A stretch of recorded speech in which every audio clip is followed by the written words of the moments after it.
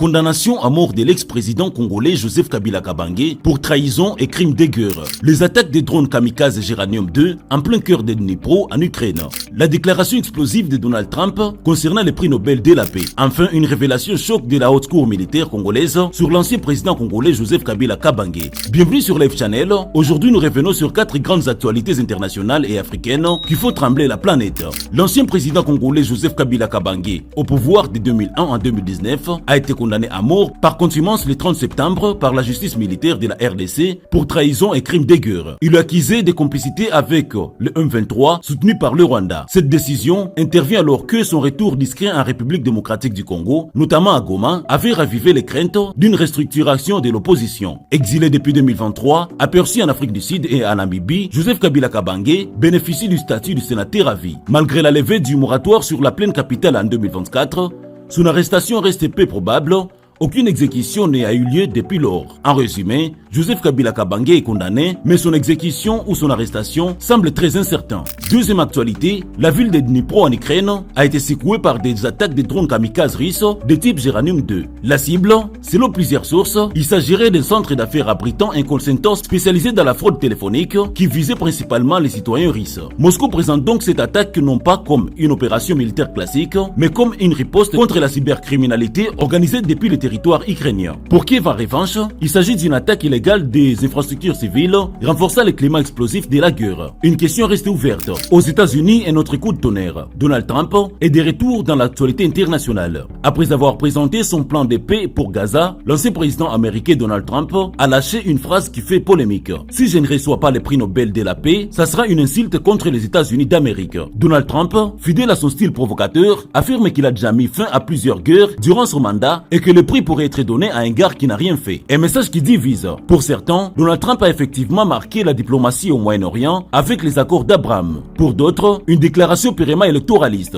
Une fois de plus, Donald Trump place son pays et lui-même au centre du débat mondial. Retour en République démocratique du Congo où la haute cour militaire vient de rendre un verdict explosif. Selon la cour, Joseph Kabila Kabange, bien qu'ancien président de la République démocratique du Congo et de nationalité congolaise, aurait travaillé en intelligence avec le Rwanda, qualifié de pays agresseur. Et ce n'est pas tout, la cour confirme que Joseph Kabila Kabange aurait toujours été le chef incontesté des rébellions qui ont ensanglanté le pays, y compris celle du tristement célèbre Mutebutsi. Cette déclaration marque un tournant car elle remet en cause plus de 2 décennies l'histoire politique congolaise. Les Congolais se demandent désormais, cette vérité judiciaire sera-t-elle suivie d'une action politique? Voilà pour ce tour d'horizon. Condamnation à mort de l'ancien président congolais Joseph Kabila Kabange, des drones russes en Ukraine, une nouvelle provocation signée Donald Trump et des révélations choquantes sur Joseph Kabila Kabange. Dites-nous en commentaire quelle actualité vous choque le plus aujourd'hui. Et surtout, abonnez-vous, likez, partagez pour ne rien manquer de nos prochaines analyses. A très vite sur Live Channel.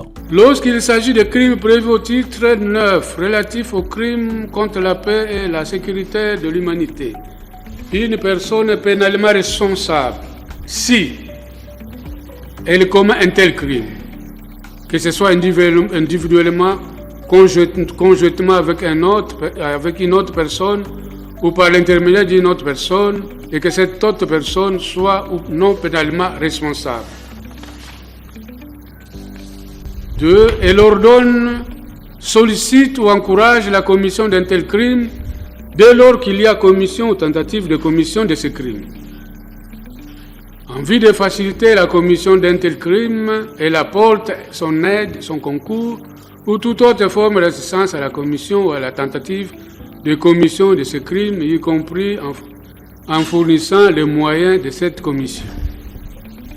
Elle contribue de toute autre manière à la commission ou à la tentative de la commission d'un tel crime ou par un groupe de personnes agissant de concert. Cette contribution doit être intellectuelle, cette contribution doit être intentionnelle et, selon les cas, viser à faciliter l'activité criminelle ou le dessein criminel du groupe si cette activité ou ce dessein comporte l'exécution d'un crime relevant de la compétence de la Cour pénale internationale. Être faite en pleine connaissance de l'intention du groupe de commettre ce crime.